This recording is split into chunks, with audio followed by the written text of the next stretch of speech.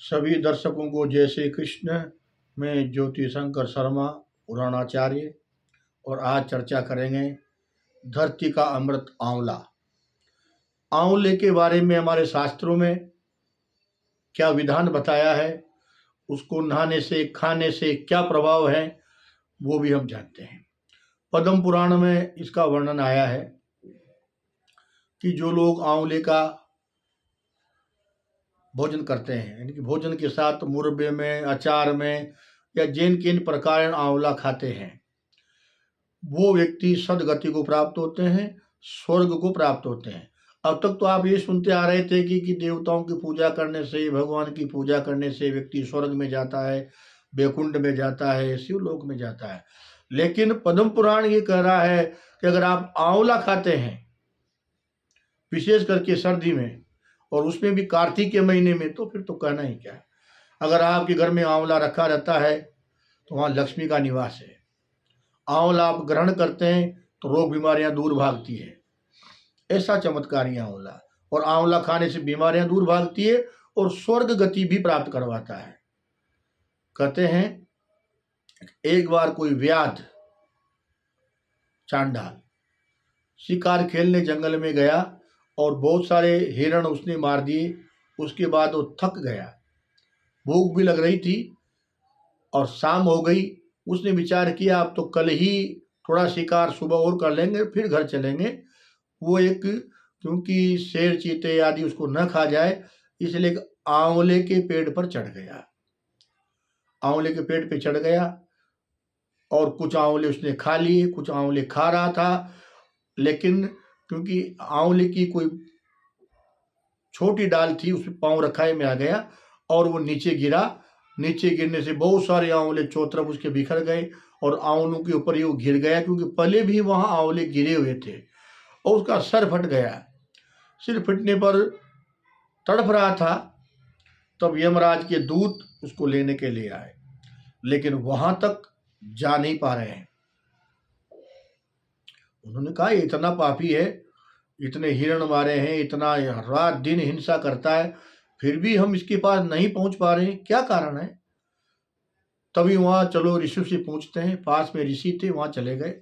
उनसे पूछा कि ये पापी था और हम इसको लेने आए हैं, फिर भी इसके पास हम क्यों नहीं पहुंच पा रहे हैं, कृपा करके बताइए।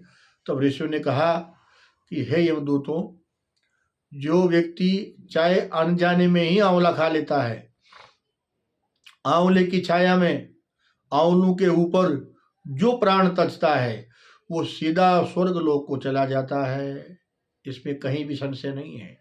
चाहे ये व्याध था, इसने कितने पाप किए थे, लेकिन अंत समय में इसने प्रथम तो इसके मुंह में आंवले फंसे हुए हैं, आंवले इसके शरीर में चले गए, आंवलों के ऊपर ये लेटा हुआ है, चौतरफ इसके आंवले हैं, आंवले की पेड़ की छाया के नीचे ये पड़ा हुआ है, इसीलिए स्वर्ग में जाएगा, नरक में नहीं जा सकता।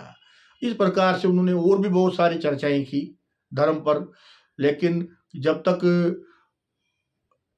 स्वर्ग से विमान इसको लेने न आ जाए तब तक हम चर्चा करें। और इतने में ही स्वर्ग से विमान आया और वो जो रात दिन पाप करने वाला व्याध था वो दिव्य शरीर धारण करके और स्वर्ग लोक को चला गया। तो ये आंवले की महिमा है। लेकिन आंवला खाना चाहिए, और धरती का अमृत है आंवला। आंवला खाने से सब रोग बीमारियां दूर भी होती है, लेकिन कुछ दिन ऐसे निर्धारित हैं जिस दिन हमें आंवला नहीं खाना चाहिए। जैसे वार, तो वारों में 2 वार ऐसे हैं जिस दिन आंवला नहीं खाना चाहिए, शुक्रवार और रविवार। 2 वार में आंवला नहीं खाना चाहिए। और तिथियों में प्रतिपदा एकम पड़वा और छठ, षष्ठी और सप्तमी, और चौथ, नौमी, चौदस और अमावस और बारस, इन तिथियों को आंवला भूल करके भी व्यक्ति को नहीं खाना चाहिए। यानी कि उस अचार क्या मुरब्बे की डिब्बी पे लिख दिया जाए कि अमुक अमुक तिथि को आंवला नहीं खाना है। और अन्य दिन जो लोग आंवला खाते हैं वो निश्चित ही सब रोग बीमारियों से दूर भगा करके और स्वर्ग लोक को प्राप्त करते हैं। ये आंवला साक्षात धरती का अमृत है। जो लोग आंवले के रस से नहाते हैं उसकी तो कहना ही क्या है।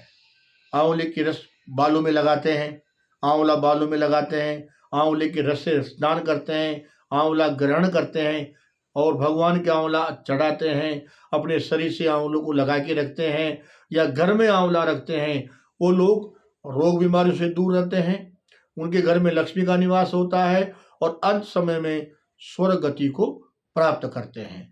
तो ये आंवले की चर्चा थी कि आंवला इस धरती का अमृत है और आंवला का हमें किस प्रकार से उपयोग करना चाहिए। इसी के साथ सभी को जय श्री कृष्ण।